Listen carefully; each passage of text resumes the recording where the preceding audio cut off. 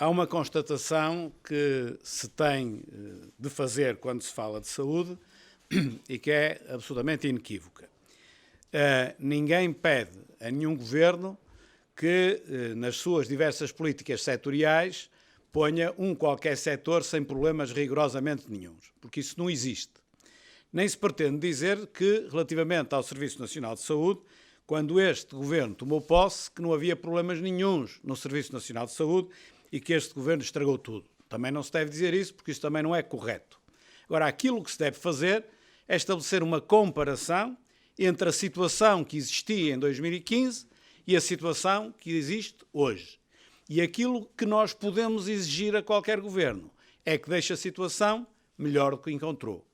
E aquilo que é a constatação absolutamente inequívoca é que o Serviço Nacional de Saúde hoje está pior do que o que estava em 2015. Ou seja, com este governo, o Serviço Nacional de Saúde piorou. As listas de espera para cirurgia têm vindo a crescer e têm mais de 200 mil pessoas neste momento. As listas de espera para consultas também cresceram e há doentes que, em algumas especialidades e em alguns sítios, esperam bem mais de um ano para conseguir essa consulta.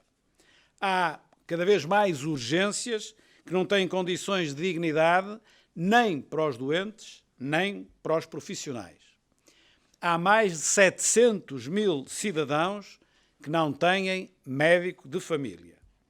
A rede de cuidados continuados e de cuidados paliativos é muito escassa. E é notório que falta investimento e que, acima de tudo, falta manutenção dos equipamentos e, em larga medida, também do edificado. Há 2,7 milhões de apólices de seguros de saúde. São portugueses que pagam todos os seus impostos e ainda pagam o seguro. Ou eles, ou as suas empresas, ainda pagam o seguro. E com esse seguro vão ao privado, não vão ao Estado, porque o Estado não lhes garante o acesso. Estas 2,7 milhões de apólices somam-se todos os utentes da ADSE, que são cerca de 1,3 milhões de pessoas, que também eles preferem o privado e não vão ao setor público. Porquê? Porque o setor público não tem capacidade de resposta. Assim sendo, há perto de 4 milhões de portugueses, não serão exatamente 4 milhões, porque não são 2,7 milhões de portugueses, mas apólices de seguro, mas há quase 4 milhões de portugueses que utilizam o serviço privado por falta de resposta do Estado. E esta desigualdade, esta situação cria uma desigualdade relativamente àqueles que são os mais desfavorecidos da sociedade. São esses os mais desfavorecidos que estão nestas listas de espera. E a essas pessoas, e a todos nós, o que lhes interessa não é se a gestão do hospital é pública ou se a gestão é privada. O que as pessoas querem é ser bem servidas. Por outro lado, o Estado tem por obrigação servir bem e servir ao mais baixo custo possível. Que fique claro, o Serviço Nacional de Saúde deve ser público, mas tem de cumprir a Constituição da República Portuguesa, que diz que o acesso tem de ser universal, tem de ser para todos e que tem de ser tendencialmente gratuito. Apesar desta realidade, ainda agora, muito recentemente, estamos aliás em cima desse tema, o PS e a extrema-esquerda querem proibir que possa haver hospitais públicos com gestão privada contratualizada, mesmo que prestem serviços de melhor qualidade e a mais baixo custo, o que não faz sentido, não tem racionalidade rigorosamente nenhuma. Por isso, o PSD não fechará a porta a PPPs, às parcerias público-privadas, desde que estas prestem serviço de melhor qualidade e a mais baixo custo.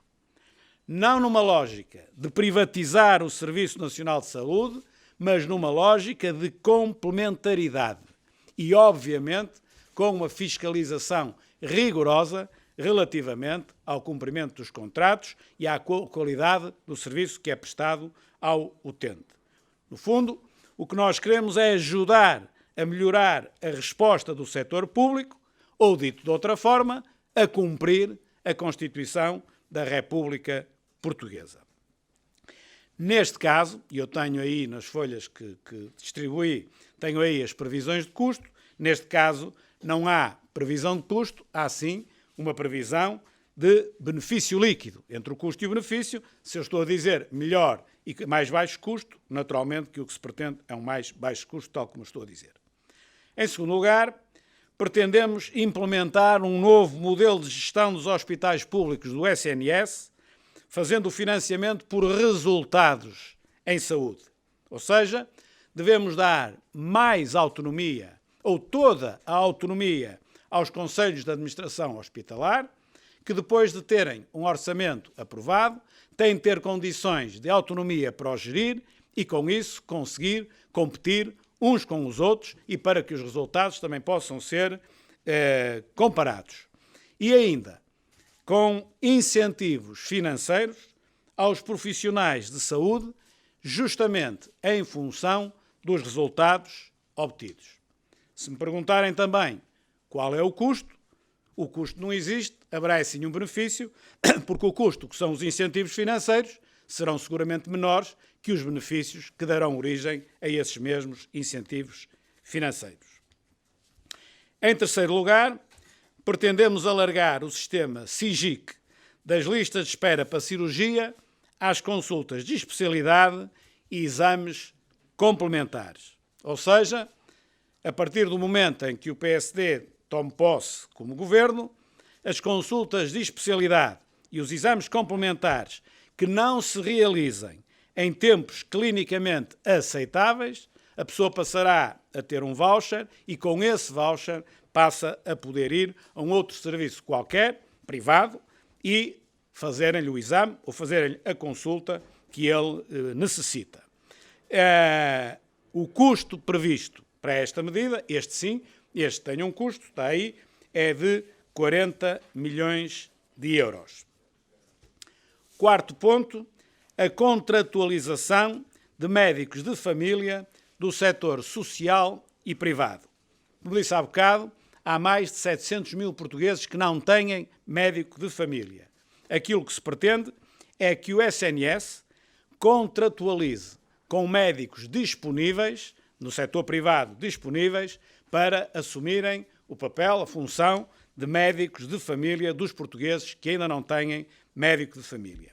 É uma medida que não é para um ano nem para dois, mas apesar de tudo relativamente temporária, na exata medida em que se prevê que até 2027 vá em crescendo a falta de médicos de família, já que, por exemplo, só no ano de 2021 haverá 600 médicos de família que se vão reformar. Portanto, aquilo que é necessidade que hoje existe vai se tender a agravar até 2027 e só a partir daí é que vai começar a melhorar. Portanto, esta medida é uma medida que tenderá depois, a partir de 2027, a ser menos necessária e a ser atenuada. Portanto, repito, estou a olhar para a sua cara, portanto não terá a perceber completamente o que eu digo. O que eu estou a dizer é que os portugueses que não têm médico de família, percebeu? Então peço desculpa, eu estava a olhar com ar interrogativo, pensei que não estava a ser claro. Os portugueses que não têm médicos de família poderem ir a médicos privados contratualizados. Aqui o custo previsto é igualmente de 40 milhões de euros. Quinta medida, a implementação do programa de apoio ambulatório aos idosos e a dependentes.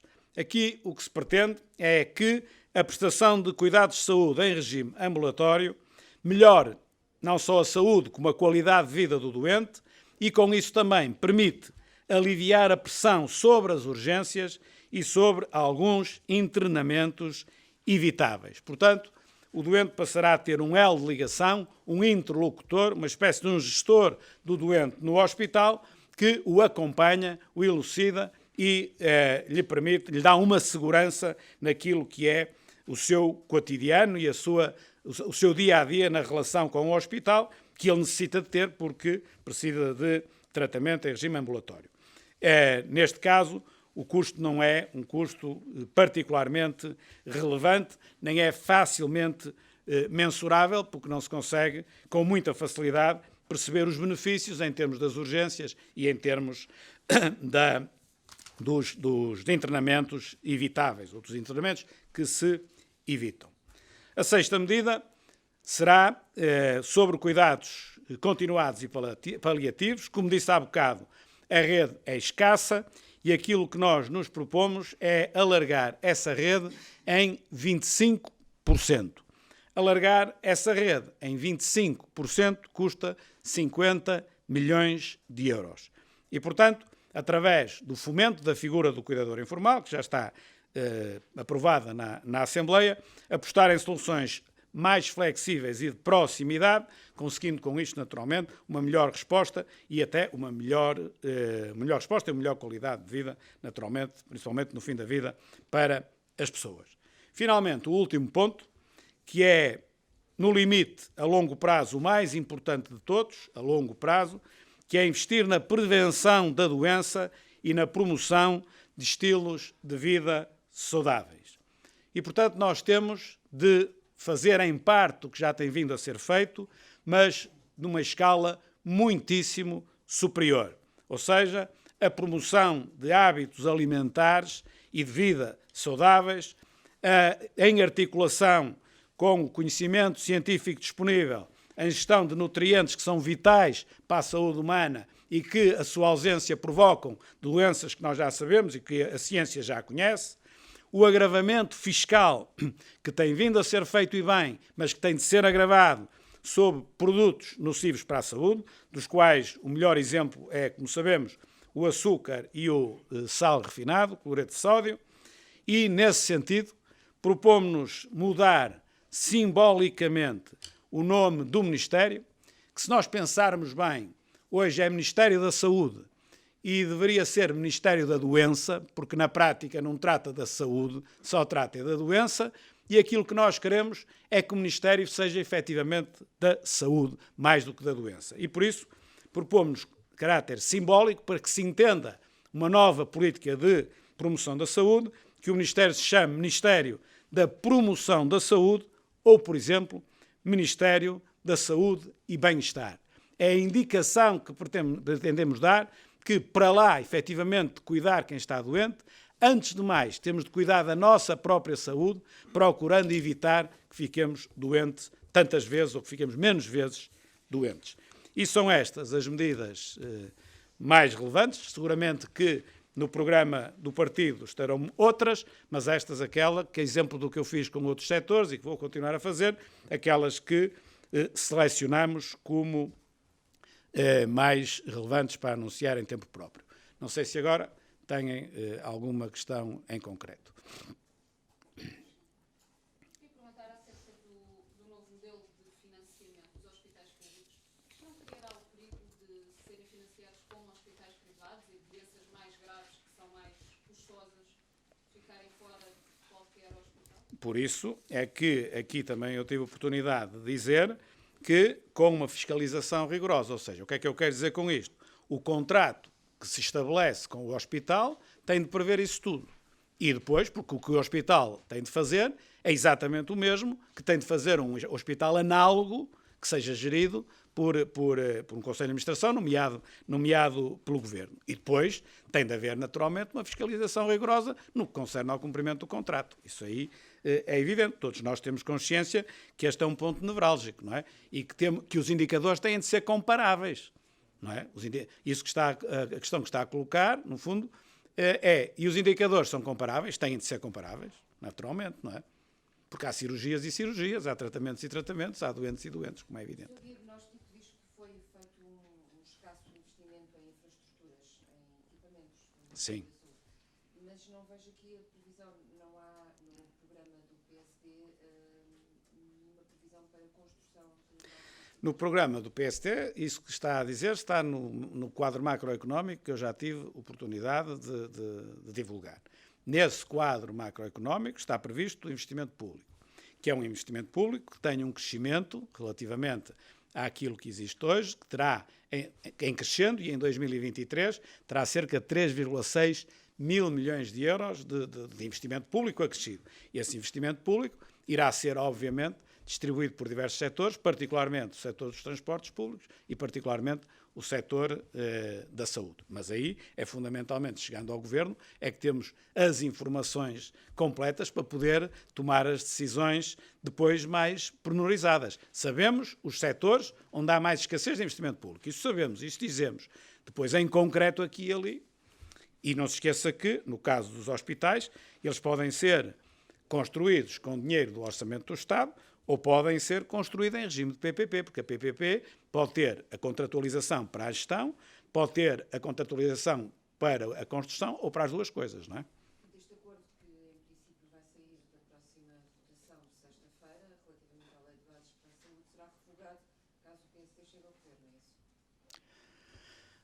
Essa pergunta tem de ser feita provavelmente ao Primeiro-Ministro e admito que ele ainda não saiba responder porque ainda nenhum de nós sabe exatamente o que é que vai ser a Lei de Bases no fim, porque o PS hoje diz uma coisa, amanhã diz outra. Agora, aquilo que aparentemente irá acontecer é que a Lei de Bases, a nova, apoiada pela esquerda, será omissa quanto a isso e eles propõem-se depois das eleições fazer uma lei própria relativamente às PPPs. É o que eu consigo interpretar das diversas afirmações dos partidos de esquerda, em particularmente do Governo e do Primeiro-Ministro. Naturalmente que se vierem a fazer uma lei que proíba isto não será feito. Mas se vierem a fazer uma lei, é porque também têm maioria para fazer, seguramente são eles que estão no Governo e não somos nós, não é? Portanto, desse ponto de vista, não há aqui grande problema nesse aspecto. Se for governo, não revogará o decreto de Durão Barroso que permite as PPP ou fará um novo? Se revogar o decreto de Durão Barroso, será para fazer outro mais adequado ao tempo atual, mas na mesma filosofia, como é evidente, como é lógico, não é? Portanto, não se... implantar PPPs na área da saúde, Não, não desiste. Sendo que, repito, não se leia daqui que nós queremos privatizar o Serviço Nacional de Saúde. Nós só queremos com isto dizer que deve haver hospitais geridos por conselhos de administração nomeados pelo Governo, não é? E deve haver hospitais de forma complementar com hospitais públicos, mas com gestão privada. E nós temos de olhar para os indicadores de gestão dentro do setor público e obrigar os que estão pior a ficar iguais àqueles que estão melhor. E se o privado consegue fazer melhor que o público, obrigar e dar condições ao público a conseguir fazer tão bem como o privado. Porque se o privado consegue, o público também tem de conseguir. A não ser que as condições não sejam iguais. E se não são iguais, temos de dar condições iguais. Eu acho que isto é que é uma gestão com alguma racionalidade. Agora, aquilo que a esquerda diz, por tabu ideológico, diz assim, diz pura e simplesmente diz isto. Os privados em circunstância nenhuma. Então se os privados fizerem melhor e a mais baixo custo, não. Não porquê? Quem é que aceita isso? Eu acho que ninguém de bom senso aceita isso. Agora, coisa diferente é se fizerem pior e mais caro. Isso já ninguém quer também, não é?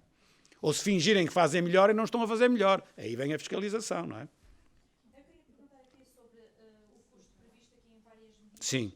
Se é para um ano ou para a legislatura. Depende, não é? Isso tem de ir ver caso a caso. Sei lá, por exemplo, os cuidados continuados e paliativos é aumentar em 25%, é durante a legislatura toda, são 50 milhões para a legislatura toda, não é? Deixe-me ver agora os outros casos. Agora tenho aqui os papéis. Espera, por exemplo, para as cirurgias. Deixe-me ver os... Apanhar agora aqui os papéis. Espera aí.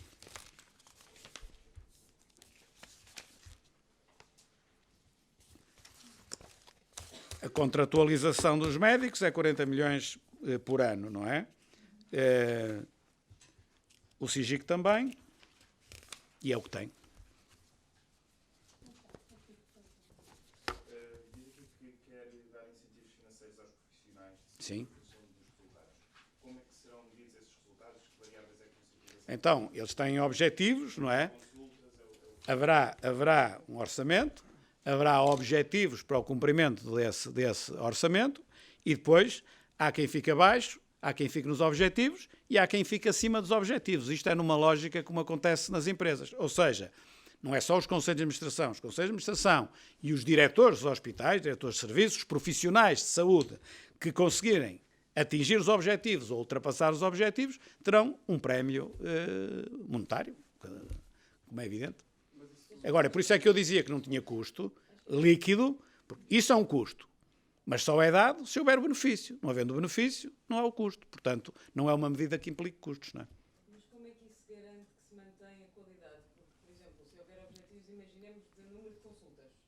E se as consultas forem 2 minutos, o médico despacha muitas vezes. Naturalmente, mas isso há hoje, eu não sou profissional da gestão da saúde, mas hoje há indicadores e há formas de medir que permitem evitar isso que está a dizer. Tem toda a razão, mas isso não é? Como é lógico, não é? Isso aí tem a parte da fiscalização, é absolutamente vital nisto, não é? Queria fazer 2 questões. Sim. Em relação à exclusividade dos médicos no Sim. Serviço Nacional de Saúde, qual é a posição do PSD? E em relação àquela medida do CNS de estender a outros cidadãos da ADSE? Primeiro, a primeira questão é a exclusividade.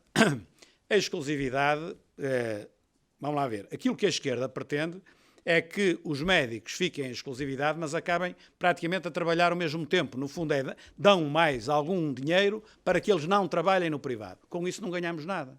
Não ganhamos nada. Se eles trabalharem a mesma coisa, às mesmas horas e a mesma coisa, o que é que nós ganhamos? Vamos pagar mais para eles trabalharem a mesma coisa. Portanto, só é minimamente pensável se a exclusividade implicar mais horas de serviço. E para lá disso também só é possível se nós tivermos orçamento para fazer isto. Portanto, na lógica que a esquerda sempre defende, não faz sentido nenhum. Para que é que eu vou pagar mais a uma pessoa se ela depois não vai produzir mais?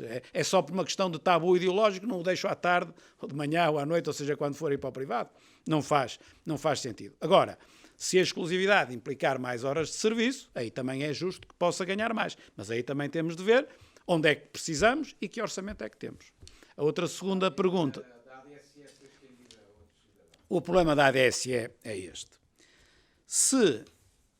Como sabe, a ADSE é uma percentagem sobre o salário. Todos pagam uma percentagem sobre o salário. A ADSE é deficitária nos salários baixos e é superavitária nos salários altos, não é? Portanto, alargar a ADSE a todos os cidadãos não dá, de forma nenhuma, garantia que a ADSE seja sustentável. Porque se só estiverem salários mais baixos, a ADSE não sobrevive. Está a ver?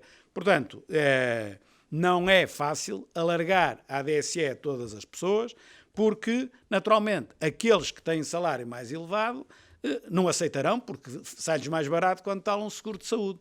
Portanto, a ideia é uma ideia simpática, todos gostamos dela, porque temos ideia que a ADSE presta um bom serviço nestas condições. Se nós alargarmos, de repente deixa de poder prestar esse bom serviço. Portanto, financeiramente é muito questionável que isso se consiga fazer por força do que eu lhe estou a dizer. Ao ser uma percentagem do vencimento, não tendo vencimentos altos, só tendo os baixos, não é sustentável.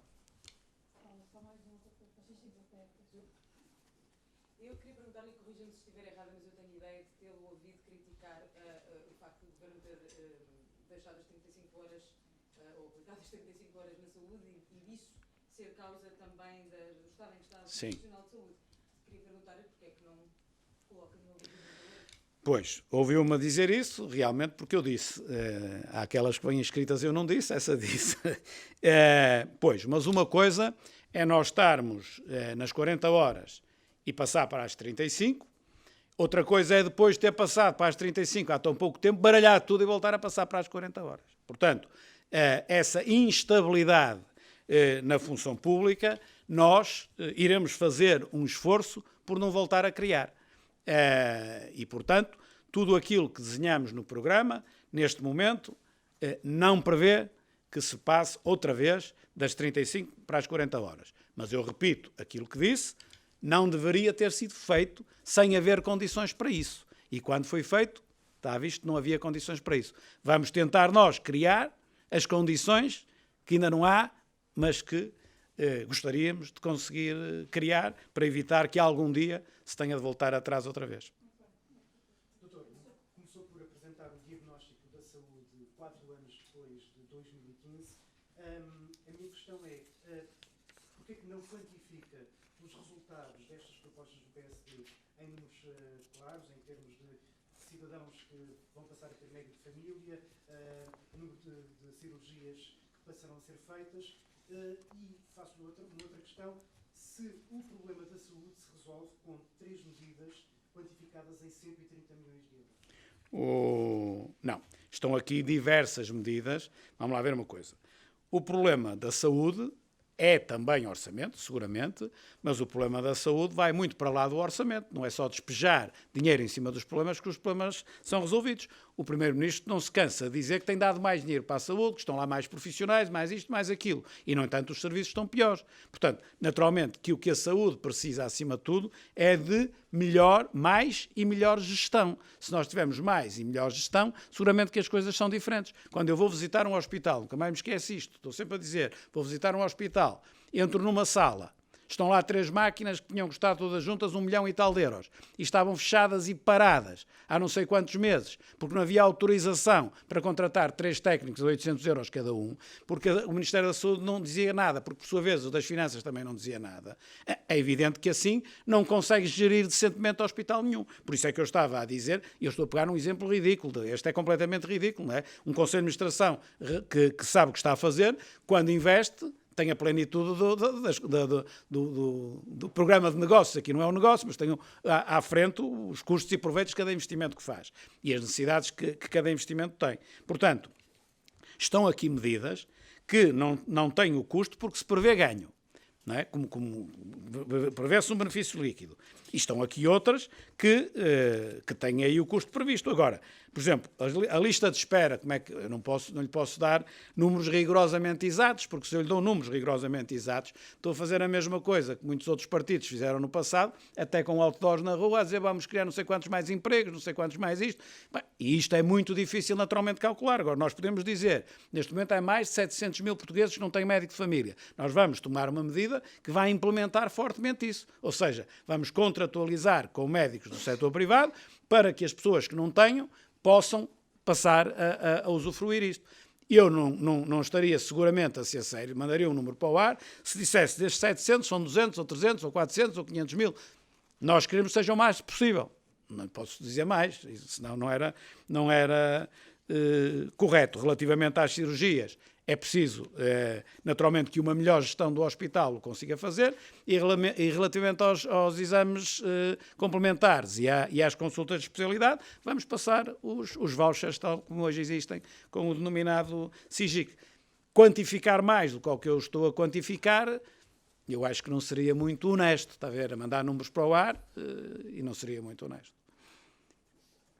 Não há mais sobre o documento. Eu queria fazer uma pergunta sobre o documento. Tanto quanto eu percebi, e não vou fazer nenhum juízo de valor, Sim.